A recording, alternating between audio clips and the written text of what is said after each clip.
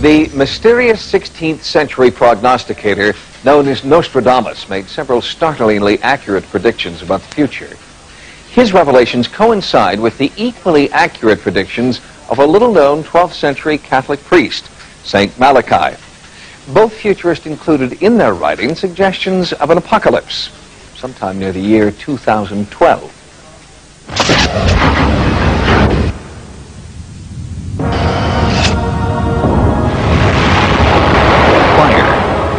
Flood, war, famine, plague, anarchy, the end of the world. These are the apocalyptic visions of history's prophets of doom.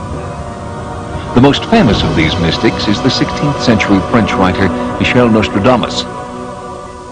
He made over 1,000 prophecies before his death in 1566. I believe the main reason why Nostradamus has been so popular is because he's been so successful. Nostradamus accurately predicted the rise of Hitler, World War II, and the stock market crash of 1929. But one dire prophecy remains unfulfilled. Nostradamus writes that the head of the church will be taken prisoner, and his palace will go up in flames. Scholars have interpreted this to mean the dissolution of the Catholic Church. But Nostradamus was not the first seer to predict the end of the Pope and the Catholic Church. 400 years earlier, a little-known Irish priest named Malachi had an eerily similar vision.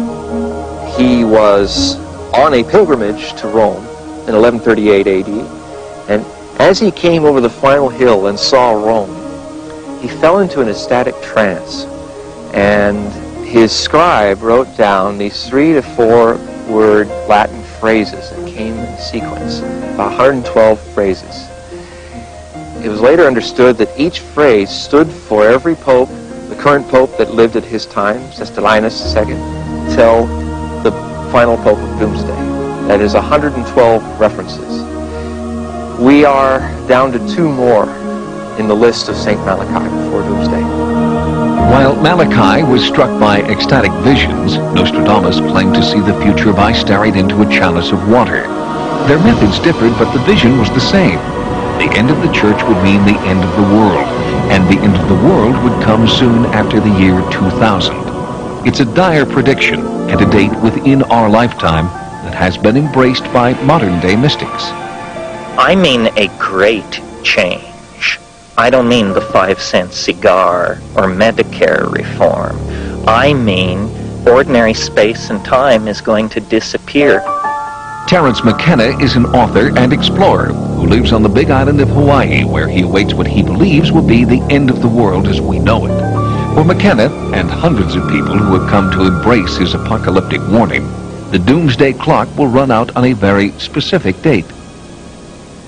I predict the most novel event in the history of the world in 2012.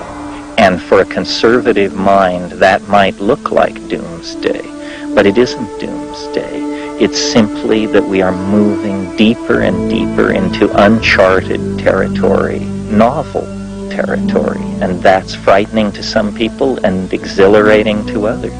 While Mckenna's message is much like that of Malachi and Nostradamus, his medium is decidedly 21st century. Mckenna's crystal ball is a personal computer running software of his own design called Timewave Zero.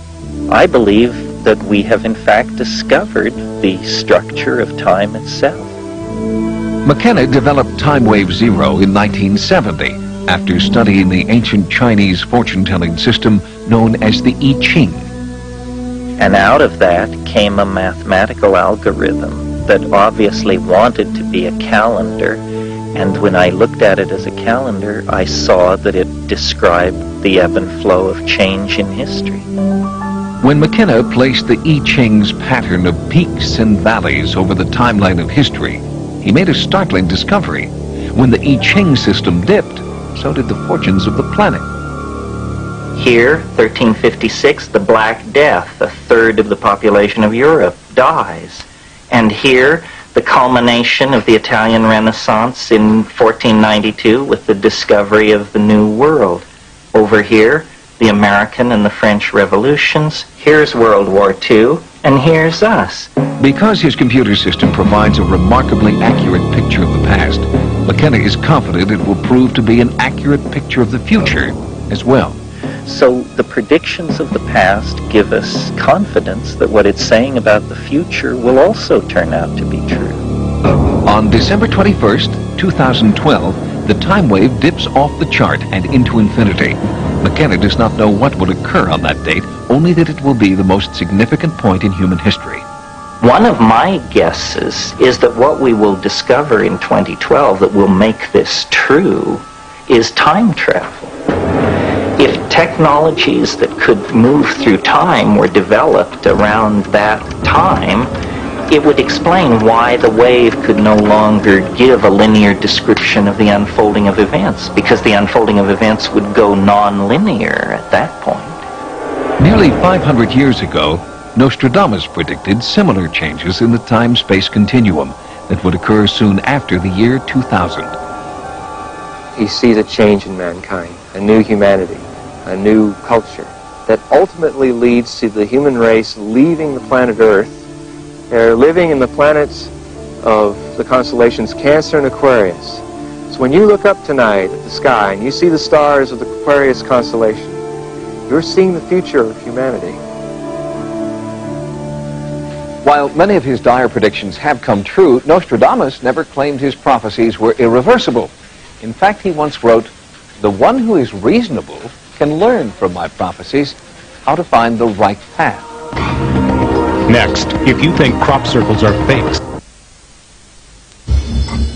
More than 5,000 years ago, in Egypt, in the Maya kingdom, and in North America, people inscribed their pyramids, temples, and totems with the same story of a vastly sophisticated civilization that had vanished beneath the waves. Before telephones, telegraph, or transatlantic trade,